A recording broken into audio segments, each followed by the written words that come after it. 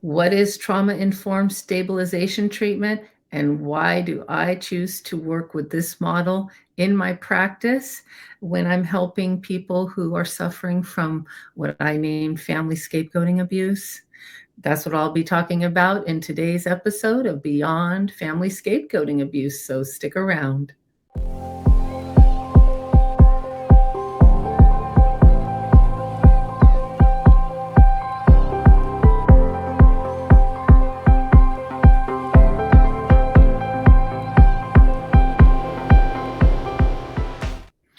Hey everyone, welcome to my channel and to all of our new subscribers. We just passed almost 2,200 subscribers, and I really appreciate those of you who are letting people know about my channel.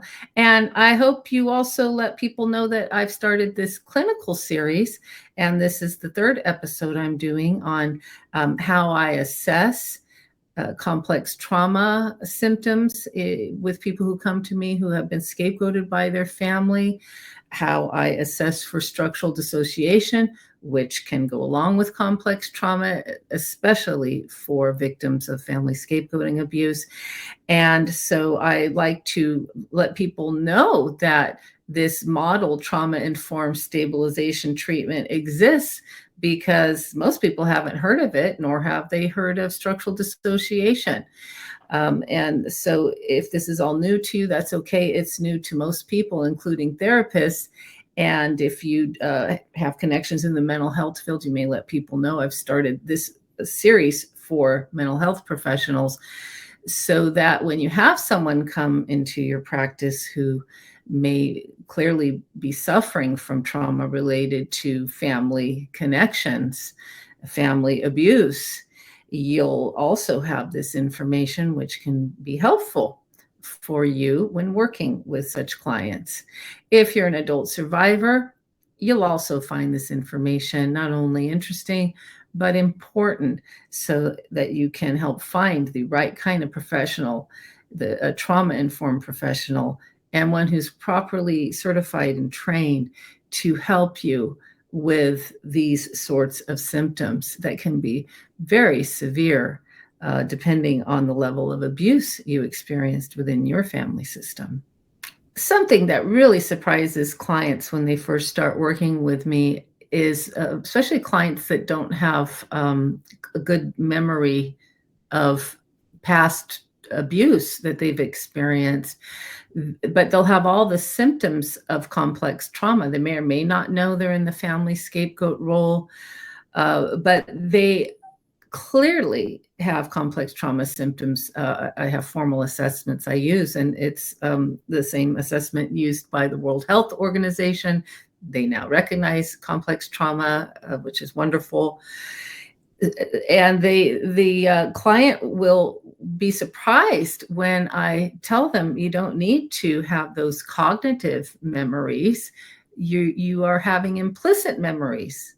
And what that means is the body is remembering. And those of you who know the work of Alice Miller, she wrote The Body Never Lies long ago and was talking about this. And then, of course, Bessel van der Kolk wrote that wonderful book many of you are likely aware of and probably have read, The Body Keeps the Score. The body is holding the traumatic memories. I'm going to say this again. It's that important. Your body is holding the traumatic memories. And that's why some of you have written me and said, after I saw 5 minutes of your video, I felt sick, or I had to turn it off for a while. I had to take a walk, or I had a migraine all of a sudden. Again, that's why I put this disclaimer here. Read it.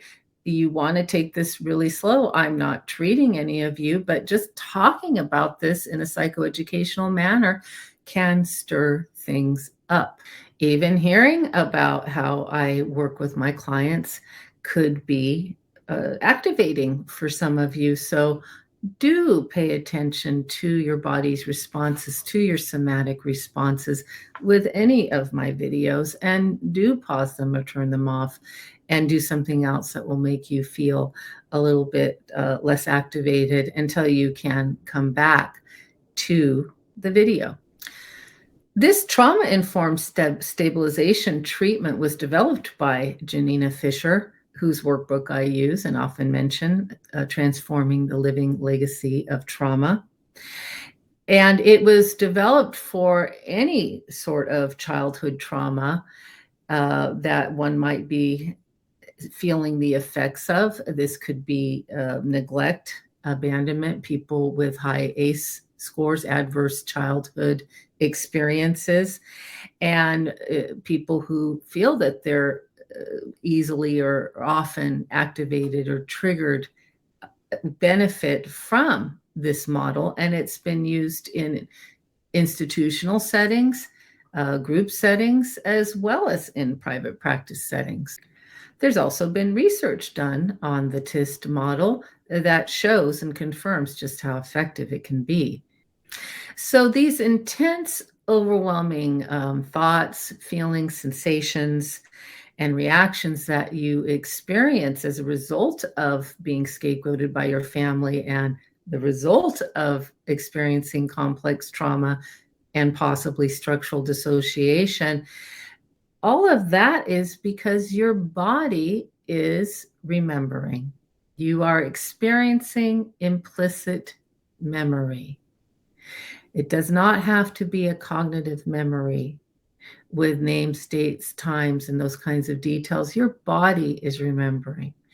And once you start to understand that, you'll understand that you indeed are suffering from trauma symptoms, and you may not have realized that, and that you are experiencing symptoms that have strong somatic presentations, and the body needs to be a critical aspect of the trauma-informed care that ideally you would receive if you're suffering from family scapegoating abuse. I've mentioned in previous videos and in my book the survival adaptations or maladaptive survival responses, what helped you survive when you were young, are not helping you so much as an adult because your responses and reactions may be so amplified, so confusing to both yourself and to other people. You may really be struggling in your interpersonal relationships and in group systems, your work system. And it will be so confusing for clients that come to me because they won't understand why this is happening. They don't understand that their body is remembering. And what may seem like a small slight from someone at work could be triggering something terribly painful from your childhood, from a rejecting parent. And that small slight could result in a very, very magnified response. And that's when people can stand back and go, what's wrong with them? They're crazy. And, more pathologizing when you're actually having a trauma response, a survival response that when you were young, as I discussed last week, might have helped you get by, helped you survive. Many of these responses and reactions can be self-destructive, self-sabotaging, addiction, suicidal ideation, suicide attempts, destroying anything good in your life because it's not matching that core identity of there's something wrong with me, I'm defective. It's tragic, and there's no other word for it. This happens to children sometimes at such a young age. They are in just no way equipped to go out into the world and have healthy, loving connections with other people. It was never shown to them. These self-destructive behaviors are an aspect of dissociation and strangely can be a way that one is trying to feel a sense of control. That requires a whole video in and of itself. But for those of you who do identify with having self-destructive behaviors, yes, this can be associated with wanting to feel a sense of control when your internal world is feeling chaotic and out of control. Trauma-informed stabilization treatment is something, of course, that I prefer to use in my practice at this point in my career after working in the field for over 20 years, working with highly traumatized people for about that long, because what Janina Fisher has done is she has integrated several modalities, and it works. It's very effective. My clients feel a sense of relief far earlier than they would have in years past before I knew of this model, before the model was developed. And it's based also on neuroscience research. It's based on trauma. It's based on structural dissociation theory. And it integrates mindfulness-based cognitive therapy, sensory motor psychotherapy, ego state techniques, and internal family systems, or IFS. Those of you who watched my video last week on structural dissociation may have tried the exercise I gave at the end. And guess what? That exercise is straight out of the TIST model, the trauma-informed stabilization treatment model. I invited you to just notice your parts. Instead of having the assumption that you are what you feel, my clients are instead asked to be curious about their parts. What's going on with their parts? Notice the part that might feel very young. Notice the part that might feel very scared. Notice the part that might feel enraged or confused or joyful, loving. Just notice the parts. We don't have to pathologize the parts. We don't have to say any part is bad. And that is one that is a hump for my clients to get over, because sometimes their core sense of self is that they are bad. That is what happens when you're scapegoated by your family. Noticing parts is a simple exercise, but it's designed to let the trauma survivor start to understand the actions and reactions of their parts, to understand what the parts might be wanting, needing, feeling, what they might be wanting to express, and what they are afraid of. Most of all, there's usually so much fear attached to these parts, especially if the scapegoating happened at a very young age and the parents were identified on some level within the child's psyche as being scary or dangerous. Some parents were actually scary and dangerous, especially if they were addicted or alcoholic. Some very scary things can happen to children then.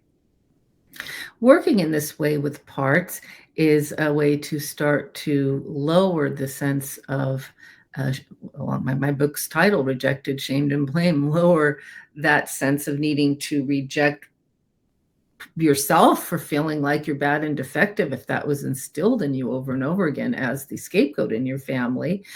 And also taking away that sense of self-blame and self-judgment, and just letting your parts be without trying to fix anything in this early stage of working with parts, noticing parts.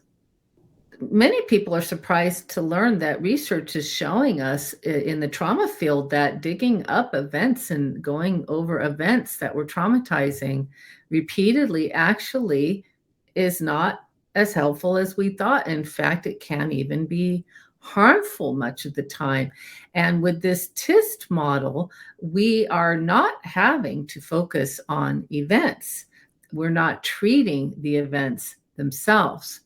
We're noticing how the parts responded to events and how they are showing those reactions today. This is the living legacy of trauma that Janina Fisher is focused on in the workbook. That's the title of the book, Transforming the Living Legacy of Trauma, transforming the living legacy of the traumatized parts. This TIST model focuses on resolving the impact of the trauma and not reliving the trauma. Let me say that again. This form of trauma treatment focuses on resolving the impact of the trauma, not reliving the trauma. Because we know today that reliving the trauma is simply not helpful. If you think you'd like to learn more about the TIST model, I'm going to be putting in the video description a full article written by Janina Fisher that goes into the sorts of details that you may be looking for. And if you got something out of this video, please take a second to hit the thumbs up there. And if you haven't subscribed, I hope you do. I do try to get videos out once a week, and I'm going to try to start adding short videos also during the week answering subscriber questions. And so I hope to see you next week. Don't forget to check out the articles and resources I'll be posting for you in this video description.